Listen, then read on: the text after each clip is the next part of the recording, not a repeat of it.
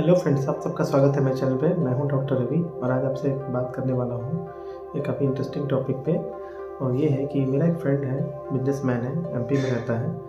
उसने मुझसे पूछा, उसकी मम्मी को कुछ प्रॉब्लम था तो उसने पूछा मुझसे कि साइकेट्रिस्ट उसको दिखाना है तो वो सरकारी में दिखाए कि प्राइवेट में जाके दिखाए। और वो वेल ऑफ था, मतलब मनी पे कर सकता था।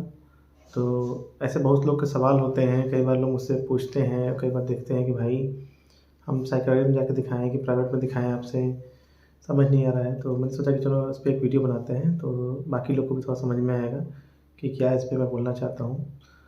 तो फ्रेंड्स, जो मैंने अपने फ्रेंड को बताया वही मैं राय यहाँ पे रखना चाहता हूँ, जिससे कि आप सबको मदद मिलेगी कि सरकारी में दिखाएँ या प्राइवेट में दिखाएँ। ये डिपेंड करता है डॉक्टर पे, उसके देखने के तरीके पे कि वो आपको कितना टाइम दे रहा है। फॉर एग्ज़ाम्पल, अब चूँकि नॉर्मली होता है कि सरकारी भाई थोड़ा फ्री होता है, ₹1 का पर्चा कटता है, कहीं-कहीं फ्री ही होता है, वो भी नहीं लगता है, तो वहाँ पे भीड़ ज़्यादा होती है। और प्राइवेट में भाई फ़ीस होती है 200, 300, 500, 1000, 1500 कुछ भी हो सकता है, जैसा कि डॉक्टर फ़ेमस हैं उसके हिसाब से।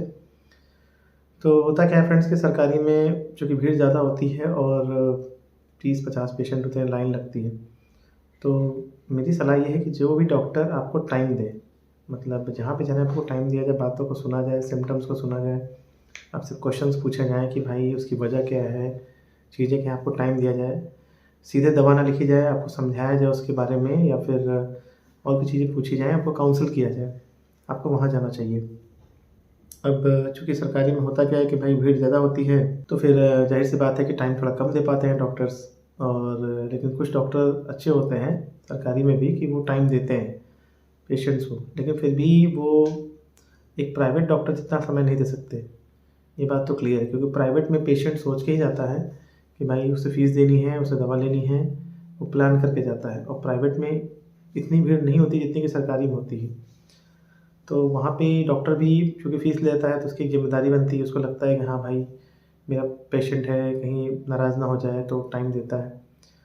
वहीं दूसरी तरफ अगर प्राइवेट की बात की जाए, किसी-किसी डॉक्टर का जो कुछ चल जाते हैं, डॉक्टर फ़ेमस हो जाते हैं, सीनियर हो जाते हैं, या फिर यंग में ही अगर 500, 1000, 1200 फ़ीस ले रहे हैं या जो भी कर रहे हैं, अगर उनका नेचर है कि वो टाइम नहीं दे रहे हैं, पेशेंट के सिम्पटम्स पूछे, 2 मिनट के अंदर दवा लिख दी, तो वहाँ पे भी प्राइवेट में भी नुकसान होता है पेशेंट का। क्योंकि कई बार प्रॉब्लम कुछ और होती है, फैमिली इश्यू होते हैं, या पेशेंट के अंदर कोई प्रॉब्लम होती है। अगर साइकियाट्री में तो वैसे भी हमें सिखाया जाता है कि भाई लंबी हिस्ट्री ली जाती है, प्रॉपर क्वेश्चनिंग की जाती है, क्योंकि जब हम पूछते हैं, इसे मेंटल स्टेटस एग्जामिनेशन कहा जाता है।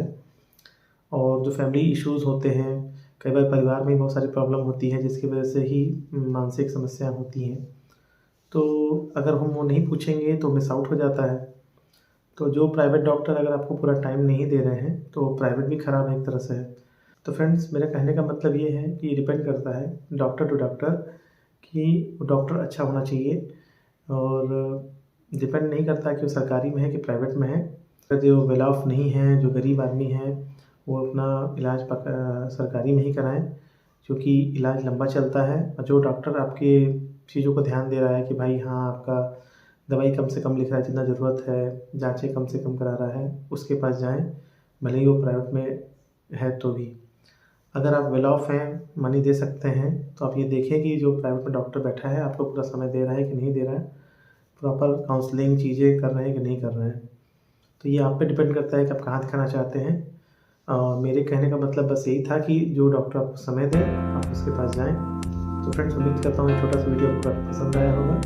मिलते हैं एक नए वीडियो में, तब तक के लिए नमस्कार।